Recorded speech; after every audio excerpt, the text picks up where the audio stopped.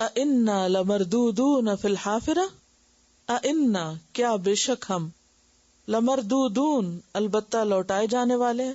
مردودون کس کی جمع ہے؟ مردود کی. اور مردود کس کے وزن پر ہے؟ مفعول کے وزن پر. اور روٹ کیا ہے؟ رے دال دال، رد. اور مردود وہ شخص جس کو لوٹا دیا جائے. شیطان کو بھی کیوں مردود کہتے ہیں؟ کیونکہ آپ اس کو پیچھے ہٹا دیتے ہیں، لوٹا دیتے ہیں، پھیر دیتے ہیں. اِنَّا لَمَرْدُودُونَ کیا بے شک ہم لوٹائے جانے والے ہیں، فِی الْحَافِرَةِ پہلی حالت میں. اب حافرہ کے لفظ کو ذرا سمجھ لیجئے، کیونکہ اس کا ڈائریکٹ براہ راست میننگ جو پہلی حالت نہیں ہے، لیکن مراد یہ مفہوم یہ ہے. حفرہ کا لفظی معنی ہوتا ہے کھودنا، کنواں کھودنے کے لیے بھی آتا ہے. حفر البئر ڈرل کرنا، ڈگ کرنا. ایکسکویشن کے لیے بھی آتا ہے. یہ آرکیولوجسٹ جو زمین کو کھودتے رہتے ہیں تو ان کے لیے بھی عربی میں حفریات کہتے ہیں. مختلف قبروں کو کھودنا یا زمین کو کھود کے یا ڈرل کر کے نیچے تک جانا اور دیکھنا کہ زمین میں کیا ہے. تو بنیادی طور پر حفرہ کہتے ہیں گڑھے کو، اور حافرہ کھودنے والی. ہوتا یہ ہے کہ جب انسان کسی زمین پہ چلتا ہے تو اس کے پاؤں سے کیا بن جاتے ہیں زمین پر؟ نشان. اور بعض اوقات اگر زمین گیلی ہو تو وہ کیا ہوتے ہیں؟ ایک طرح سے چھوٹے چھوٹے گڑھے بن جاتے ہیں. تو حافر ہوتا ہے وہ شخص جو ان نشانوں پہ واپس جائے. سمجھ گئے؟ جس رستے سے آئے اسی رستے پہ واپس جانا. پہلی حالت پر لوٹنا یعنی راستے کا وہ حصہ جس سے انسان گزرے اور اس کے نشان باقی رہ گئے ہوں. تو گویا جن راہوں سے ہم گزر کر آئے اسی راستے پر پھر واپس جائیں. کیا معنی بنے گا؟ یعنی دنیا میں ہم زندہ تھے، پھر ہمیں موت آ گئی، تو اب پھر ہمیں زندہ کرنا ہے. اب پھر ہم ہوش حواس میں آ کے حساب کتاب دیں. آج جب دنیا میں ان لوگوں کو، عقل والوں کو، آنکھوں والوں کو بتایا جاتا ہے کہ قیامت کے دن دوبارہ زندہ ہونا ہے، پھر جی اٹھنا ہے، تو وہ کہتے ہیں یہ کیا بات ہوئی؟ اِنَّا لَمَرْدُودُونَ فِی الْحَافِرَةِ کہ جس حالت پر ہم پہلے تھے، زندہ تھے، پھر اسی راستے پہ دوبارہ چلیں، یعنی دوبارہ زندگی کے راستے پہ چلیں، پھر زندہ ہوں. سمجھ آئی؟ اب اتنا آسان نہیں ہے ترجمہ کرنا. کتنی گہرائی ہے نا ایک چھوٹے سے لفظ میں. اگر آپ امیجن کریں کہ آپ کہیں چل کر گئے، آگے گئے تو رستہ بند تھا، اب آپ کیا کرتے ہیں؟ چلے ادھر ہی چلتے ہیں جہاں سے آئے. تو پھر آپ پلٹ کر اپنے نشان قدم کو دیکھ کر، تو یہ کیا ہے؟ پلٹنا، واپس لوٹنا اسی راستے سے جس سے آپ آئے. تو اب آپ دنیا میں ہیں، زندہ ہیں، آپ کی آنکھیں بھی ہیں، آپ کے دل بھی ہیں، سوچتے ہیں، سمجھتے ہیں اور اپنی منمانی کرتے ہیں، جیسے دل چاہتا ہے جیتے ہیں. اب کیا ہے؟ انسان کی ایک موت ہے جس کے پیچھے ذکر گزرا، مر گیا انسان، فوت ہو گیا. اب کیا کہ ان کا خیال کیا تھا کہ مرنے کے بعد بس ہمیشہ کے لیے ہم ختم. یہاں کیا بتایا جا رہا ہے؟ نہیں جناب، اٹھنا ہے واپس، اور اٹھ کے پھر زندہ ہو کر پھر سب کچھ اپنا حساب کتاب دینا. تو اب وہ ایک بہت زبردست انداز میں کیا کہتے، یہ نہیں کہتے اچھا ہم کو پھر دوبارہ اٹھایا جائے گا. آپ کو یہ بات تو معلوم ہے نا کہ جس ماحول میں یا جن لوگوں پر قرآن اترا تھا وہ زبان کے ماہر تھے. حضرت موسیٰ علیہ السلام کے زمانے میں جادو تھا، حضرت عیسیٰ علیہ السلام کے زمانے میں طب تھی، اور نبی صلی اللہ علیہ وسلم کے زمانے میں شاعری. قرآن نے ایسی زبان استعمال کی کہ ان کی شاعری لاجواب ہو گئی. ان کی بات کو اسے سٹائل سے کہا گیا اِنَّا لَمَرْدُودُونَ فِی الْحَافِرَةِ. یہ محاورے کی زبان ہے، ٹھیک ہے. اِنَّا لَمَرْدُودُونَ فِی الْحَافِرَةِ. اچھا، یہ جو واپس جانا تو بڑا مشکل کام ہوتا ہے. مثلاً اگر آپ کسی کچی زمین سے مشکل سے پاؤں رکھ کے رستہ بنا کے وہ وہاں تک گئے اور پھر وہاں سے پتہ چلے جی واپس جانا ہے، اب آپ کو کوئی کہ واپس جاؤ، تو آپ کہیں گے کیا ہم پھر اسی راستے پہ واپس جائیں، پھر پلٹ کے جائیں؟ یہ بڑی مشکل بات ہے. دنیا میں بھی یہ مشکل ہوتا ہے اگر آپ کو واپسی کا سفر کرنا پڑے بغیر کسی منزل تک پہنچے. تو ان کے لیے وہ جو دل کی گھٹن ہوتی ہے نا، آپ امیجن کر سکتے ہیں اگر مثلاً آپ کہیں جانا چاہ رہے ہو، لمبے رستے پہ جا کے اور آگے پتہ چلے جی یہ تو ٹریفک بند ہے یہاں سے، اب تو ڈائیورژن لو اور واپس چلو، تو اس سے کیا کیفیت ہوتی؟ گھٹن ہوتی ہے نا دل میں، جی ایک کوفت ہوتی ہے. تو یہ ایک کوفت جو ان کے اندر ہے نا کہ یہ کیوں ذکر کرتے ہیں بار بار مرنے کے بعد پھر اٹھنا. اِنَّا لَمَرْدُودُونَ فِی الْحَافِرَةِ پھر واپسی. اِذَا كُنَّا عِظَامًا نَخِرَةً اِذَا کیا جب کُنَّا ہم ہو جائیں گے، عِظَامًا ہڈیاں، عظم کی جمع، نخرہ کھوکھلی بھربھری. نخرہ کا مطلب ہوتا ہے خراٹے لینا، اور خراٹے جب انسان لیتا ہے تو وہ یعنی کہ ناک کے سوراخ سے اس کا تعلق ہوتا ہے نا. تو اس سے یہ بھی ہے کہ جب ہڈی کے اندر سوراخ ہو جاتے ہیں نا، اور ہڈی کے اندر سوراخ کب ہوتے ہیں؟ جب وہ بہت زیادہ پرانی ہو جائے. تو عظاما نخرہ، سوراخ والی ہڈیاں جو پرانی ہونے کی وجہ سے بالکل بوسیدہ ہو گئی اور جن کو چورا بھی کیا جا سکتا ہے، بربری ہو گئی. ہڈی بہت سخت ہوتی ہے اور سالوں لگتے ہیں اس کو اس حالت میں آنے پر، کہ ہمارے مرنے پر جو اتنا لمبا عرصہ گزر جائے گا اور ہماری ہڈیوں میں سوراخ ہو جائیں گے اور وہ بالکل بھربری ہو جائیں گی، کھوکھلی ہو جائیں گی، بوسیدہ ہو جائیں گی، تو اس وقت ہمیں پھر اٹھا کے دوبارہ واپس بھیجا جائے گا. یاد رکھیے کہ یہ جو نخرہ ہے اس کا اردو والے نخرہ سے کوئی تعلق نہیں، ٹھیک ہے؟ یہ بیسیکلی پرانی ہڈیوں کے لیے آ رہا ہے، کھوکھلی، بوسیدہ. جیسے سورۃ یاسین میں آتا نا وَضَرَبَ لَنَا مَثَلًا وَنَسِيَ خَلْقَهُ قَالَ مَن يُحْيِي الْعِظَامَ وَهِيَ رَمِيمٌ. یہ وہی بات ہے کہ کون ہمیں اٹھائے گا جب ہماری ہڈیاں بالکل بھربھری ہو جائیں گی. اِذَا كُنَّا، کیا جب ہم ہو جائیں گے، عظامًا ہڈیاں، نخرہ گلی سڑی، تو پھر اٹھائے جائیں گے. قالوا، وہ کہنے لگے، تلکا، وہ تو، اذن تب، کرتن، پلٹنا ہے، واپسی ہے، خاسرہ، خسارے والی. ایسی واپسی تو بہت خسارے والی ہے، یہ تو بڑا مشکل کام ہے، پھر تو ہم گھاٹے میں پڑ گئے، پھر تو ہمارا کچھ نہ رہا، پھر تو ہمارے لیے بڑی مشکل ہوگی، ہم ایسی واپسی نہیں چاہتے. اور کرتن کا لفظ جو ہے کرہ یکرو سے، کرتن ایک بار واپس لوٹنا، دوبارہ آنا. حضرت علی رضی اللہ تعالیٰ عنہ کا لقب تھا کرار. کیا مانا تھا؟ کیوں ان کو کہا جاتا ہے حیدر کرار؟ نہیں پتا. کرار کہتے ہیں اس شخص کو جو پلٹ پلٹ کے حملہ کرے. جنگ بدر سے لے کر طویل عرصے تک وہ بہت سی جنگوں میں شریک ہوئے اور بہت بہادر تھے اور ڈرتے نہیں تھے جنگ میں جانے سے. تو ایسا شخص جو پلٹ پلٹ کے حملہ کرے اس کو کہتے ہیں کرار، یعنی بہت جنگجو. تو حیدر کرار کہتے ہیں حضرت علی رضی اللہ تعالیٰ عنہ. اسی سے لفظ تکرار بھی ہے. تکرار کیا ہوتی ہے؟ ریپیٹیشن، بار بار ایک کام کرنا. کبھی کہا ہے مکرر، مکرر دوبارہ پڑھیں، مشاعرے میں کہتے ہیں. قالو، انہوں نے کہا، دل کا، وہ تو، اذن تب، کرتن، پلٹنا، واپس آنا، خاسرہ، نقصان پانے والا ہے. یہ واپسی تو بڑے گھاٹے کی واپسی ہے، اس واپسی میں تو بہت مشکل ہے. لیکن کسی کے کہنے سے اللہ کی جو تدبیر ہے وہ نہیں بدلے گی، یا اس کے فیصلے نہیں بدلیں گے، بلکہ ہوگا کیا؟ فَإِنَّمَا هِيَ زَجْرَةٌ وَاحِدَةٌ، فَإِنَّمَا، پس بے شک، ہی وہ، زجرتن، ڈانٹ ہے، واحدہ، ایک ہی.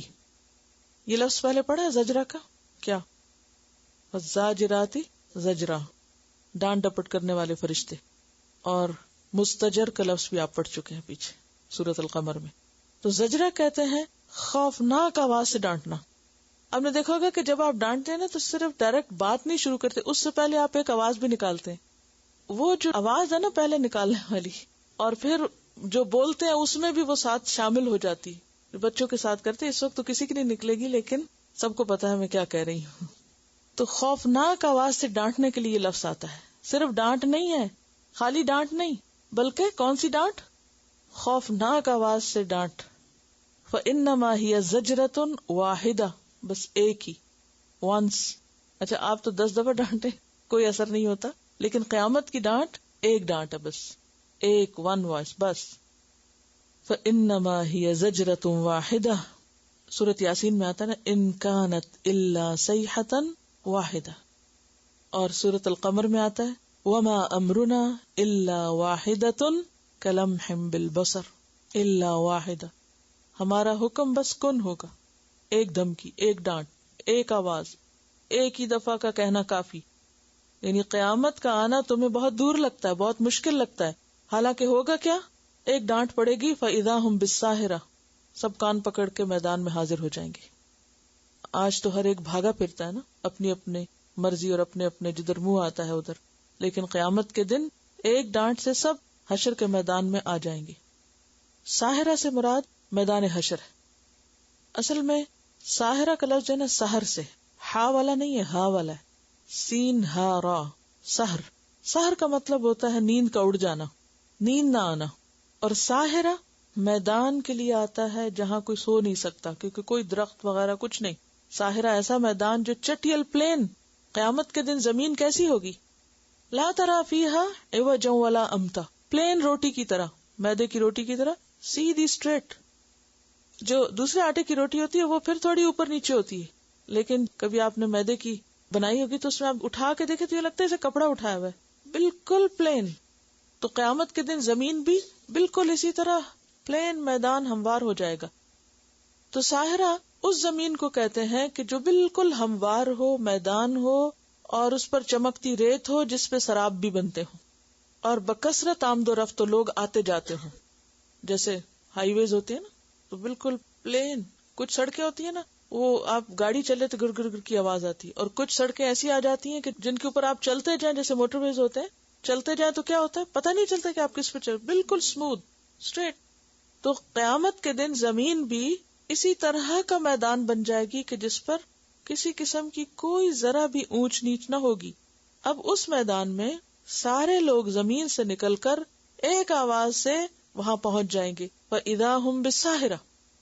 اچھا, اس میں ایک بہت وہ سحر جو آنکھوں میں نیند کا نہ آنا اور میدان حشر کے لیے جو لفظ استعمال ہو رہا ساحرہ, اس میں بہت گہرا تعلق ہے. کیا کہ وہ ایسی جگہ ہوگی جہاں کوئی سو نہیں سکے گا, کسی کو نیند نہیں آئے گی.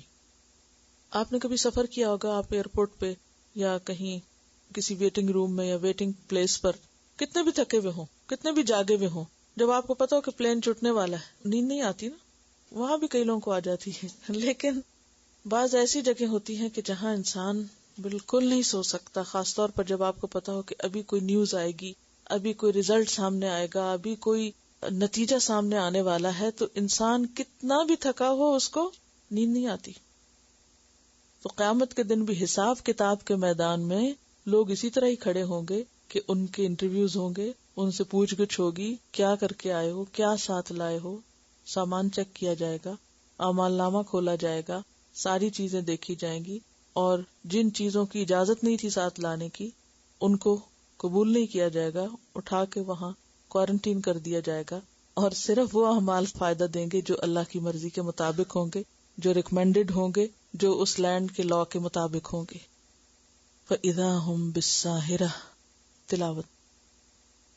يَوْمَ تَرْجُفُ الرَّاجِفَةُ تَتْبَعُهَا الرَّادِفَةُ قُلُوبٌ يَوْمَئِذٍ وَاجِفَةٌ أَبْصَارُهَا خَاشِعَةٌ يَقُولُونَ أَإِنَّا لَمَرْدُودُونَ فِي الْحَافِرَةِ أَإِذَا كُنَّا عِظَامًا نَخِرَةً قالوا تلك إذا كرة خاسرة فإنما هي زجرة واحدة فإذا هم بالساهرة. اب دیکھیے کہ کبھی کوئی ڈانٹ کے آپ کو سوتے ہوئے اٹھائے, کیسے دل کا حال ہوتا ہے. کتنی دیر تک آپ اپنے آپ کو پکڑ پکڑ کے کنٹرول کرتے ہیں, بھی کچھ نہیں ہوا, لیکن اور کوئی اور بھی آپ کو تسلی دے, سب ٹھیک ہو, مگر آپ کو وقت لگتا ہے اپنے اصل میں آنے پہ. اور کہاں یہ کہ اس دن تو آگے تو معلوم نہیں کیا کہ امتحان ہے, کتنی مشکلات ہے. وہاں دل کو تھامنا اور پھر ہوش حواس میں آنا, جبکہ کوئی اپنا بھی پاس نہ ہو, نہ بچے نظر آئیں گے نہ ہی کوئی اور نظر آئے گا, کوئی آئے گا بھی تو منہ موڑ کے جا رہا ہوگا, تو دل کو قرار کیسے آئے گا. دنیا میں تو ایسے ہوتا ہے نا کہ کوئی خدا نخواستہ کسی خوفناک حادثے سے گزرا, اس کے بعد 10 لوگ تعزیت کرنے, تسلی دینے, کنسول کرنے کے لیے پہنچ جاتے ہیں, لیکن وہاں کون ہوگا سوائے اس کے کہ انسان اس حال میں دنیا سے جائے کہ وہ نفس سے مطمئن نہ ہو, اس نے اللہ کی مرضی کے مطابق اس وقت کو گزارا ہو. کہتے کہ ان کے گھر میں کچھ چوری ہو گئی اور چوریاں ہونے لگی, تو پولیس نے ان کو بتایا ایک طریقہ کہ جب ایسی کوئی بات ہو اور بات اناؤنس ہو تو نوکروں کے دل پر ہاتھ رکھیں, اگر انہوں نے چوری کی ہوگی تو وہ زور زور سے دھڑک رہے ہوں گے, کیونکہ جس نے نہ کی ہو وہ مطمئن ہوتا کہ میں نے تو نہیں کی. لیکن اس میں ایک یہ احتمال بھی ہے نا کہ وہ ڈر کے مارے کہ اب ہم پہ الزام آئے گا, پھر بھی تو وہ ہو سکتا ہے ان کے ساتھ ایسے, کیونکہ اگر آپ گلٹی نہ بھی ہوں اور کوئی آپ کو سسپیکٹ کر رہا ہو تو اس وقت بھی انسان کو ایک خوف کی کیفیت میں ایسی ہو جاتا ہے. دنیا میں اگر لائے ڈیٹیکٹرز ایسے کام کر سکتے ہیں تو آخرت میں تو پھر ہر حقیقت سامنے آ جائے گی. پھر ایک دفعہ سنیے تلاوت.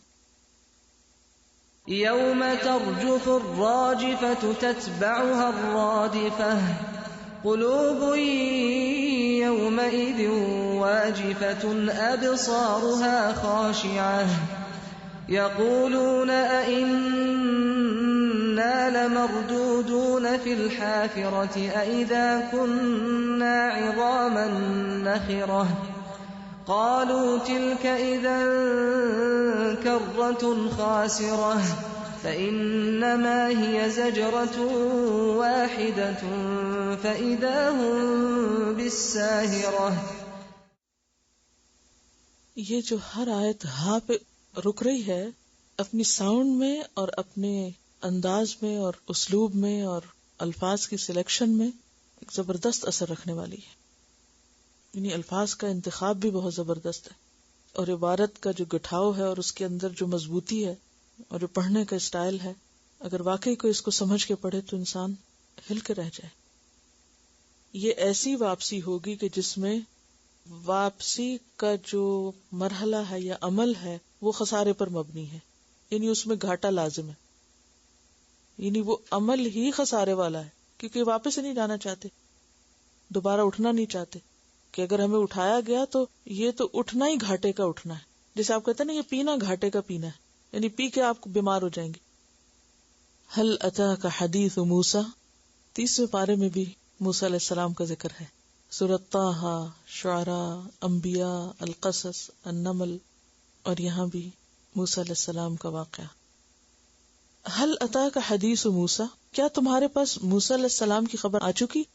اتاکا سے کیا مراد ہے؟ کس کے پاس؟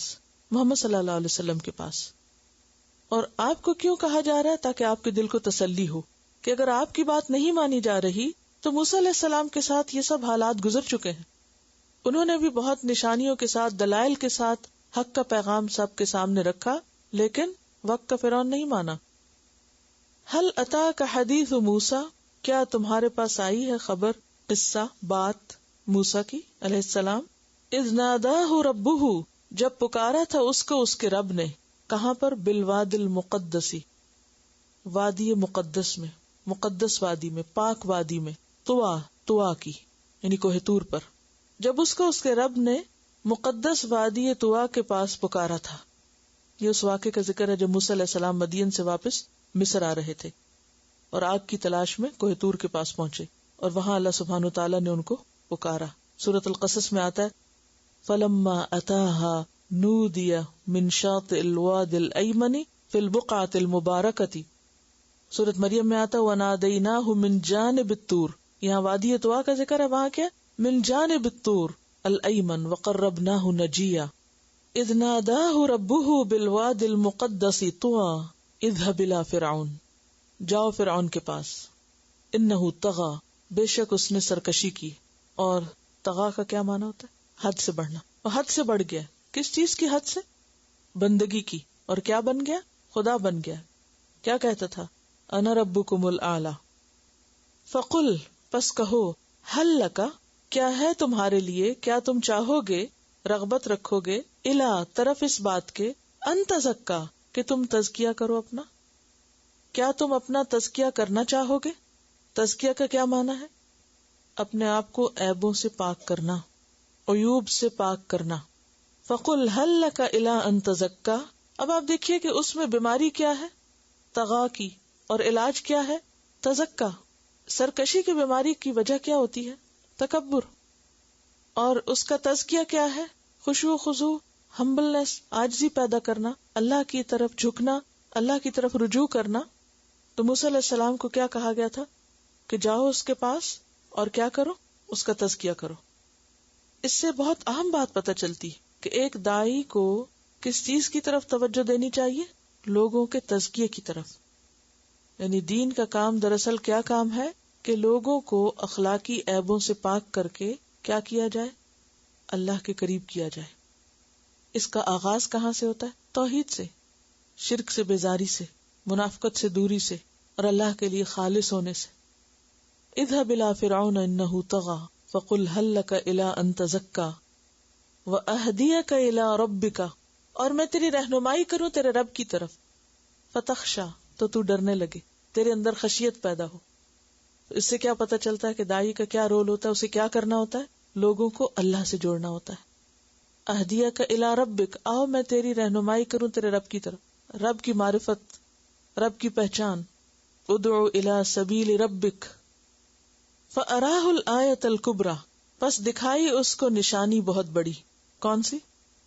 عصا، ید بیضاء. سورۃ قمر میں آتا نا وَلَقَدْ جَاءَ آلَ فِرْعَوْنَ النُّذُرُ فَكَذَّبَ وَعَصَىٰ، تو اس نے جھٹلا دیا اور نافرمانی کی. کس کی؟ رسول کی، اللہ کی. ثم ادبر یسعى، پھر منہ موڑ لیا، پیٹ پھیر لی. ادبر دبر سے، پیٹ پھیر لی. یسعى دوڑتے ہوئے، تیزی سے مڑ گیا. بعض کہتے ہیں کہ موسیٰ علیہ السلام نے جو عصا پھینکا تو جب سانپ دوڑنے لگا تو اس سے ڈر کے مڑا تھا. اور بعض کہتے ہیں کہ موسیٰ علیہ السلام کی دعوت سنتے ہی اس نے پیٹ پھیر لی، تکبر کے ساتھ، سرکشی کے ساتھ. فحشر، پھر جمع کر لیا. کس کو؟ سحرہ کو اور اپنے لشکروں کو. فنادا، پھر پکارا، بنفس نفیس یا منادی کرنے والوں کے ذریعے. فقال، اعلان کیا، انا ربکم الاعلی، میں ہوں تمہارا رب اعلی، مجھ سے اوپر کوئی نہیں. صرف یہ بھی نہیں کہا کہ میں رب ہوں، کیا کہا؟ ربکم الاعلی، سب سے بڑا. سورۃ القصص میں آتا ہے نا، اس نے کہا تھا ما علمت من الہ غیری، میں اپنے سوا کسی الہ کو نہیں جانتا. دیکھیے سرکشی کی حد ہے نا، کہ میں ہی اصل میں الہ ہوں. اور اس کی دلیل وہ کیا دیتا تھا؟ الیس لی ملک مصر، کیا نہیں ہے میرے لیے مصر کی بادشاہت؟ وہذہ الانہار، اور یہ نہریں، تجری من تحتی، جو میرے نیچے بہ رہی ہیں، یعنی نیل کا دریا. افلا تبصرون، تم کو نظر نہیں آتا میں کتنی بڑی حکومت کا مالک ہوں؟ کیوں نہ آخر تم مجھے رب مانو. اور پھر موسیٰ علیہ السلام کے مقابلے میں کیا کہتا ہے؟ ام انا خیر من ھذا الذی ھو مہین ولا یکاد یبین، لوگوں تم اس کی طرف توجہ دو گے یا میری طرف آؤ گے؟ کس کو منتخب کرو گے؟ فکذب وعصا ثم ادبر یسعى فحشر فنادى فقال انا ربکم الاعلی. نتیجہ کیا ہوا؟ فاخذہ اللہ نکال الآخرۃ والأولی، پکڑ لیا اس کو اللہ نے آخرت اور دنیا کے عذاب میں. نکال کہتے ہیں عذاب کو، نون کاف لام سے. پیچھے آپ پڑھ چکے تھے نا انکالا و جہیما، تو نکل کہتے ہیں وہ چیز جس سے کسی کو سزا دی جائے، اسی سے تنکیلا بھی ہے. فاخذہ اللہ نکال الآخرہ، پہلے آخرت کی بات کی، والأولی، اور پھر دنیا کی بات کی. کیونکہ دنیا کی پکڑ چھوٹی ہے، آخرت کی پکڑ بڑی ہے. دنیا میں کیسے پکڑا اللہ نے اس کو؟ غرق کر دیا. تو یہ نکال کیا ہے پھر؟ عذاب غرق. اور نکال کہتے ہیں عبرتناک عذاب کو بھی، ایسی سزا جسے دیکھ کے دوسرے سبق پکڑے. فأخذہ اللہ نکال الآخرۃ والأولی. اور یہ ایک حقیقت ہے کہ یہ ڈراوے اور یہ نشانیاں اور یہ معجزات سرکش لوگوں کو ہدایت نہیں دیتے، فائدہ نہیں دیتے. وما تغنی الآیات والنذر عن قوم لا یؤمنون، جو ماننا نہ چاہے ان کو یہ سب چیزیں فائدہ نہیں دیتی، خواہ پیغام کسی طرح بھی پہنچایا جائے. اور سورۃ طٰہٰ میں آپ نے پڑھا کہ اللہ سبحانہ وتعالیٰ نے موسیٰ علیہ السلام کو خاص ہدایت دے کر بھیجا تھا. فقولا لہ قولا لینا لعلہ یتذکر او یخشی، کہ اس سے نرمی سے بات کرنا تاکہ یہ نصیحت حاصل کرے، سمجھ جائے، ہو سکتا ہے پلٹ آئے. لیکن کوئی چیز فائدہ نہ دی، کوئی چیز کام نہ آئی.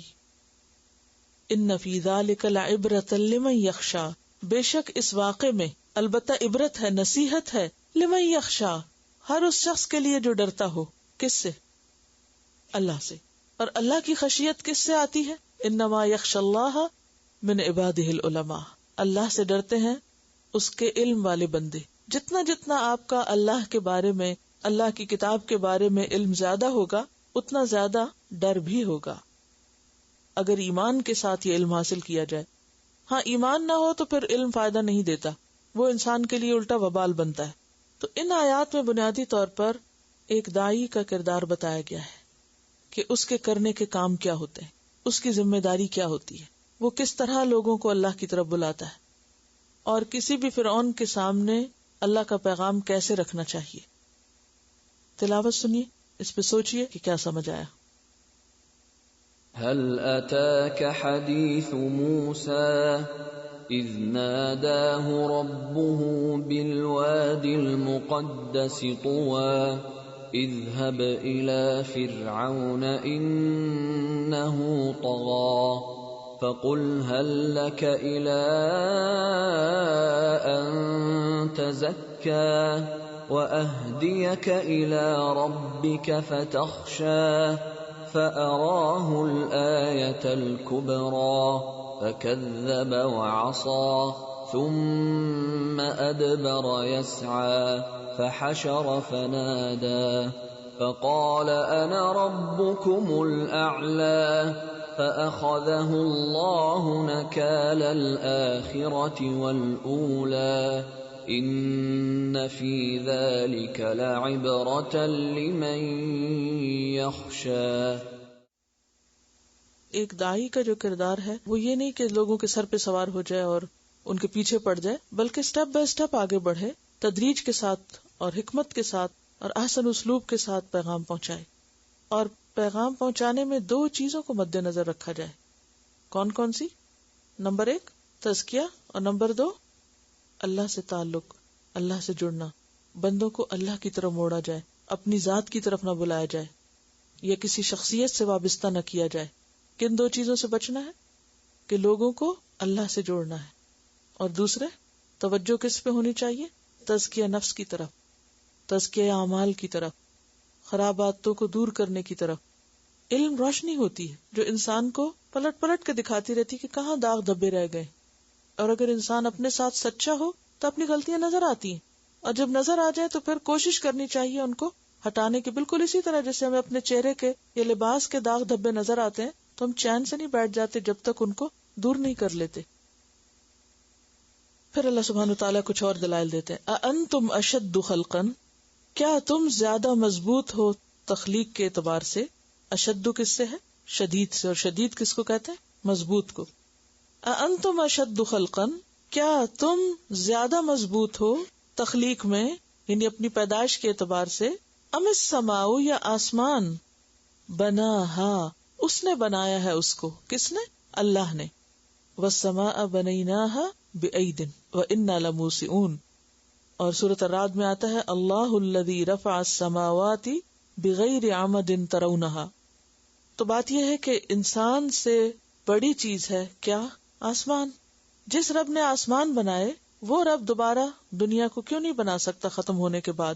سورۃ غافر میں آتا ہے لخلق السماوات والارض اکبر من خلق الناس. آسمانوں اور زمین کی تخلیق زیادہ بڑا کام ہے لوگوں کی تخلیق سے، انسانوں کو بنانے سے زیادہ بڑا کام ہے. اسی طرح سورۃ یاسین میں آتا ہے اولیس الذی خلق السماوات والارض بقادر علی ان یخلق مثلہم، وہ جس نے آسمان و زمین بنایا اس بات پہ قدرت نہیں رکھتا کہ وہ ان جیسوں کو بنا دے؟ یعنی انسانوں کو دوبارہ بنانا اللہ کے لیے کچھ مشکل نہیں، اس اللہ کے لیے جس نے اتنا بڑا آسمان بنایا بغیر ستونوں کے جو تم دیکھ رہے ہو، اور جس نے یہ زمین بچھائی ہے. رفع سم کہا، بلند کیا اس کی چھت کو، فسواہا، پھر اس کو برابر کر دیا. سمک بیسیکلی کہتے ہیں کسی چیز کی موٹائی کو. اب ہمیں اردو میں لفظ موٹائی استعمال کرنا پڑا ہے، اس سے مراد فیٹنس نہیں ہے، اس سے مراد تھکنس ہے، یعنی کسی بھی چیز کا تھک ہونا. مثلا آپ اس کو یوں سمجھ سکتے ہیں کہ جیسے پیپر کوئی باریک ہوتا ہے اور کوئی موٹا ہوتا ہے. کہتے ہیں کہ کوئی 60 گرام ہوتا ہے اور کوئی 80 گرام ہوتا ہے، اور یعنی باریک اور موٹا پیپر ہوتا ہے نا. اسی طرح کوئی بھی چیز جو دبیز ہوتی ہے یا تھک ہوتی ہے اس کو سمک کہتے ہیں. تو مراد اس سے اس کی ورٹیکل ہائٹ ہے آسمان. رفع سم کہا، اس کی جو چھت ہے، اور چھت سے ترجمہ کیوں کیا جا رہا ہے؟ کیونکہ وہ جو تھکنس ہے وہ کیا بن جاتی ہے، پھر چھت بن جاتی ہے نا ہمارے اوپر. رفع سم کا، اس کی چھت کو خوب اونچا اٹھایا. فسواہا، پھر اس کو بالکل برابر کر دیا. سوا کا مطلب ہوتا ہے کسی چیز کو اس طرح برابر کرنا کہ بیچ میں کسی قسم کا کوئی سوراخ اور رخنہ نہ رہے. سورۃ الملک میں آتا ہے نا ثم ارجع البصر کرتین ينقلب الیک البصر خاسئا وهو حسیر. تم بار بار نگاہ پلٹا کے دیکھو، آسمان میں تمہیں کسی قسم کا کوئی رخنہ نہیں ملے گا، کوئی سوراخ نہیں ملے گا، کوئی دراڑ نہیں ملے گی، کوئی اونچ نیچ نہیں ملے گی. کیسا ہے آسمان؟ آپ ایک اینڈ سے دوسرے اینڈ تک دیکھتے چلے جائیں تو کیا ایسے جیسے کسی نے خوب نوک پلک سنوار دی ہے، اس کی فنیشنگ ٹچز دے کر بالکل برابر کر دیا، ہموار کر دیا. جیسے آپ دیکھیں لکڑی کا کوئی فرنیچر بنتا ہے نا تو پہلے اس کو کٹائی کی جاتی ہے، پھر اس کے بعد اس کی رگڑائی کی جاتی ہے، پھر اس کے بعد اس کو پالش کیا جاتا ہے. جب پالش کر لیا جاتا ہے تو یہ جو آخری عمل ہے نا پالش کرنے کا، یہ ہے تسویہ. کہ اس کے بعد وہ بالکل اسموتھ ہموار برابر ہو گیا. تو اللہ سبحانہ تعالیٰ نے بہت اونچی چھت اٹھائی ہے اس کی. آپ دیکھیں کہ کتنا اونچا ہے نا. آپ کے جہاز کہاں تک جاتے ہیں اور ابھی وہ بہت ہی نیچے ہوتے ہیں, اور اسی طرح بادل بھی اٹھتے ہیں, معلوم نہیں کیا کیا, لیکن وہ چھت اس تک کوئی پہنچ نہیں سکتا. انسانوں کی ریچ اور پہنچ سے بہت اونچی ہے. اَإِنَّا لَمَرْدُودُونَ فِي الْحَافِرَةِ, اَإِنَّا کیا بے شک ہم, لَمَرْدُودُونَ البتہ لوٹائے جانے والے ہیں. مردودون کس کی جمع ہے؟ مردود کی. اور مردود کس کے وزن پر ہے؟ مفعول کے وزن پر. اور روٹ کیا ہے؟ رے دال دال, رد. اور مردود وہ شخص جس کو لوٹا دیا جائے. شیطان کو بھی کیوں مردود کہتے ہیں؟ کیونکہ آپ اس کو پیچھے ہٹا دیتے ہیں, لوٹا دیتے ہیں, پھیر دیتے ہیں. اِنَّا لَمَرْدُودُونَ کیا بے شک ہم لوٹائے جانے والے ہیں, فِي الْحَافِرَةِ پہلی حالت میں. اب حافرہ کے لفظ کو ذرا سمجھ لیجئے, کیونکہ اس کا ڈائریکٹ براہ راست میننگ جو پہلی حالت نہیں ہے, لیکن مراد یا مفہوم یہ ہے. حفرہ کا لفظی معنی ہوتا ہے کھودنا, کنواں کھودنے کے لیے